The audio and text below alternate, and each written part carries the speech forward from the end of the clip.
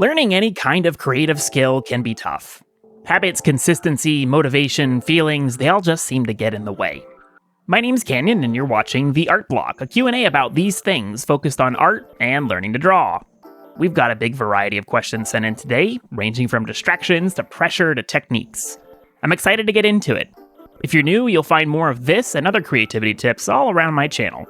I've also just finished up a mini course on learning digital art, where I walk you through the process of turning a sketch into a finished digital painting. Even if you don't think you can draw, go check it out. Let's start the Q&A. Arionguard's up first and asks, "Hey Kanjon, I was wondering how you deal with that constant pressure to improve that comes with feeling like an imposter. I personally find it difficult to appreciate improvements without focusing on the next thing that I should be improving on. I was curious if you ran into the same problem and what your thoughts are and how you would deal with it." Imposter! You've been caught! Nah, but that pressure you're feeling, the drive to improve is natural, whether or not that makes you feel like you fit in as an artist or not. It's an uncomfortable feeling, but a good one in the long run since it helps us push to learn and practice. But you don't have to go at it 100% trying to improve all the time. Not only is it okay to slow down, it's a necessary part of pacing yourself. Seeking constant improvement with every piece will work for a while until it doesn't, and you've hit burnout. So here's an idea. The next time you finish a piece, you've probably already thought of more new things you want to practice. Write those down somewhere. And then not do them. Not right now, at least. Instead, try drawing what you just drew again.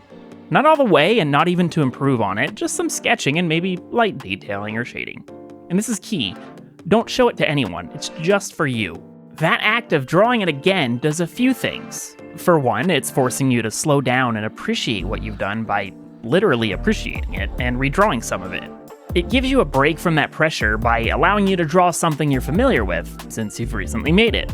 You'll also notice how difficult some parts might have been when you try them a second time, and might make some accidental improvements in parts you weren't paying attention to the first time. But the main goal is to just help you slow down and be familiar with what you made, to feel that process more the second time. You can even redraw some older art too. Henry writes, "I do struggle with distractions. I've tried some apps that are advertised that help create a routine, but none of them have really helped.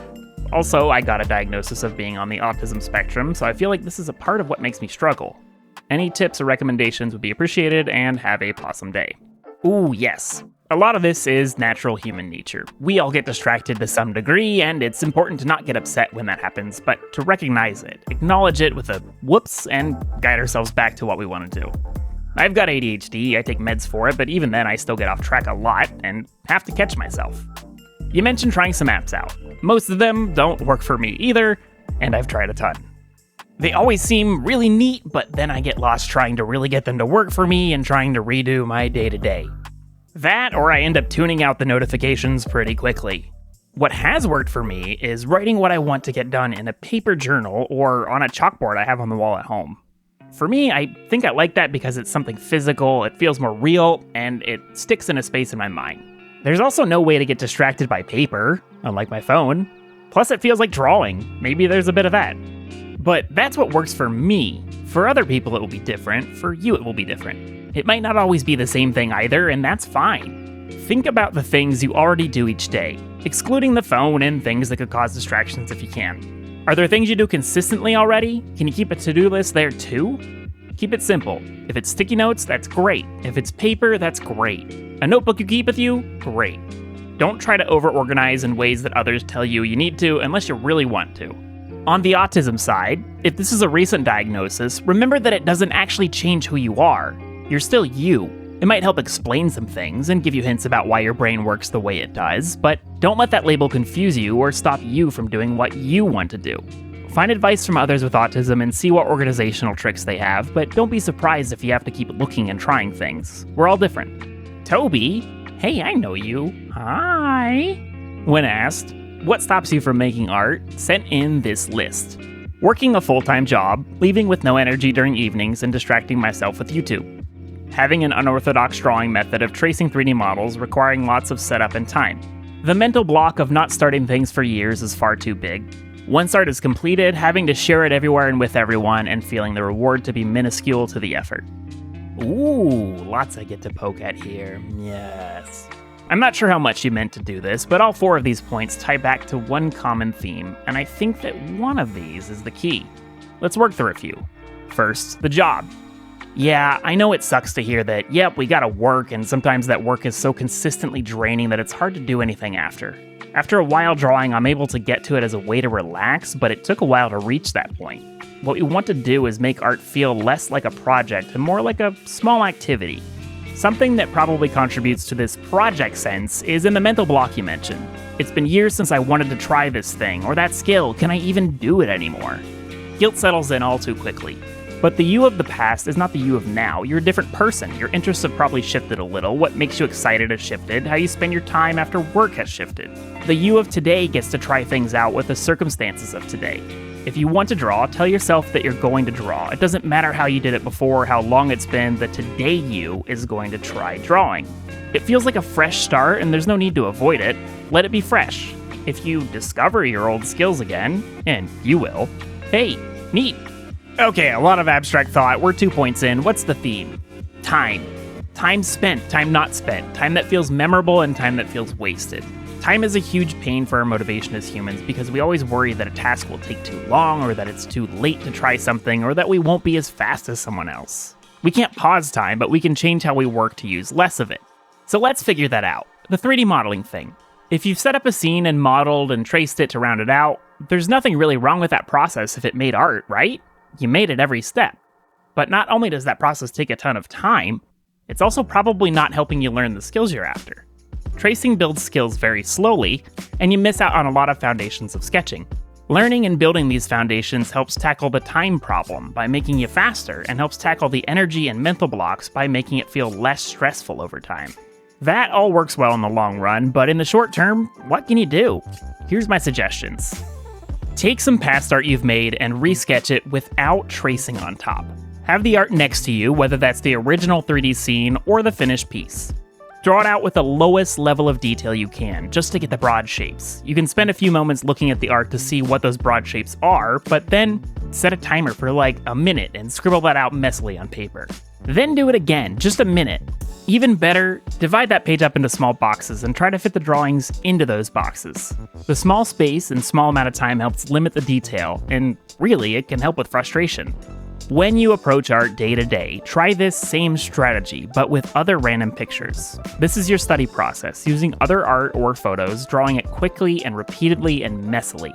When you start to get comfy, give yourself more time, but still keep it short. Those 2 points lead into your own art. Start sketchy, start messy, try it multiple times. Find the one that you like the most and trace that one digitally. You can still do the 3D workflow on occasion, but don't let it be your default. Having your sketch be the start builds some critical skills and makes drawing more approachable. It's just a sketch. If it doesn't work out, oh well, it was only a few minutes. All that stuff helps with your last point too.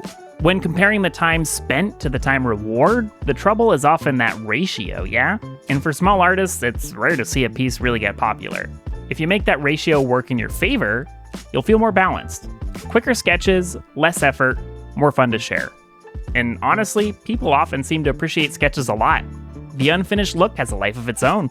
Umbra says, often I either have an image in my head I want to tackle but can't bring to paper because my skill isn't there yet, or suddenly have a blank mind on what to draw at all.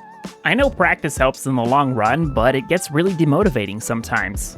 You're not at all alone. Even a while after practicing, these thoughts can still invade. I want to poke at something in this though. The 2 problems you mention are almost the opposite, and we can use that to help. One of them is having the idea ready to go, and the other is having no ideas, but a desire to draw. So, anytime you have an idea, instead of going right to draw it, I want you to write it down somewhere. You can keep a dedicated page in your sketchbook for it, or put a bunch of sticky notes inside the front cover. Put it there, and then don't draw it. Draw something else, we'll get to that, because the creative process also involves the steps before putting that pencil on paper. And we're aiming to make that easier for you later by building up a big cache of fun things to draw. The ideas can be as complex or as simple as you want. Even something like character eating a sandwich is valuable. So I just said draw something else. What about when your mind is blank? Or if you had that idea and can't think of anything else? Look at those sticky notes you've got in your sketchbook. Have any been in there a while that you've not thought about? Pick one and try it out. I've already rambled about thumbnailing and time limits for earlier parts of this video, but use that to warm up with and try something out with one of those ideas. If none of the ideas spark some energy, that's okay. There's plenty of other things to draw. There's art studies, find art you like, try a drawing of it yourself, just for you, not to share. You can try to draw some photos you've taken, maybe something you've drawn in the past. I've got this study list video if you want help building up a collection of these kinds of things. Solving the demotivating feelings is an endless battle, but if you know how to handle that, you can make it an opportunity. When you feel stuck, look towards that list of ideas and switch it up for a bit. Jumping back and forth between study and creativity gives you that nice refresh. Right, next question. Sent in by... Wait! Hold on.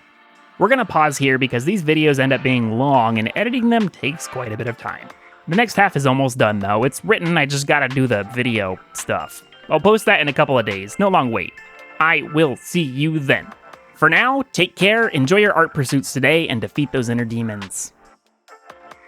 Before we break though, I gotta show you a bit of this world. Doesn't this look so good?